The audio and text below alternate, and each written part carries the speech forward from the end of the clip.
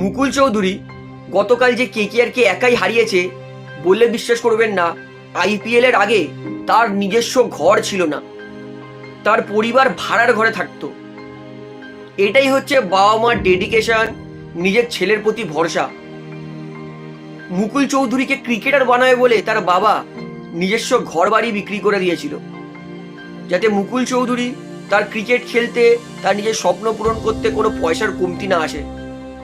সেই মুকুল চৌধুরীকে যখন লখনৌ সুপার জায়েন্ট 2,60,00,000 টাকা দিয়ে কিনলো, মুকুল চৌধুরী কিন্তু নিজের স্বপ্ন পূরণ করেনি, নিজের জন্য একটা হাতের ঘড়ি পর্যন্ত কেনেনি।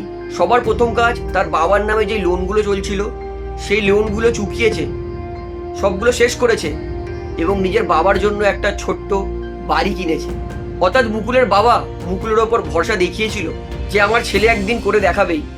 আর দেখুন, মুকুল সত্যিই করে দেখিয়েছে। কালকে কেকেআর হারলেও আমি খুশি মুকুলের জন্য।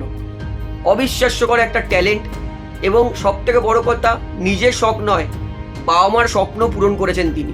বাই ক্লাব এই সমস্ত বাবা মার জন্য যারা নিজের ছেলের ওপর কোনো চাপ দেয় না, সে যেটা ভালোবাসে, সে যেটা বড় হয়ে করতে চায় সেটার জন্য সাপোর্ট করে। ভাই মুকুলের জন্য সত্যি মন খুলে খুশি। আর মুকুল হচ্ছে আমাদের প্রাইম এক্সাম্পল, যে মা বাবাও যদি ছেলের স্বপ্ন পূরণ করার পিছনে বেশি মন দেয়, তাহলে সে বড় হয়ে ভবিষ্যতে কিছু না কিছু বড় অ্যাচিভ করে দেখাবেই। মুকুল চৌধুরী সত্যিই ক্ল্যাব। গতকাল কেকেআর এর বিরুদ্ধে অবিশ্বাস্যকর ইনিংস খেলেছে, এবং তার থেকেও বড় ক্ল্যাব, সে একটা আদর্শ ছেলে।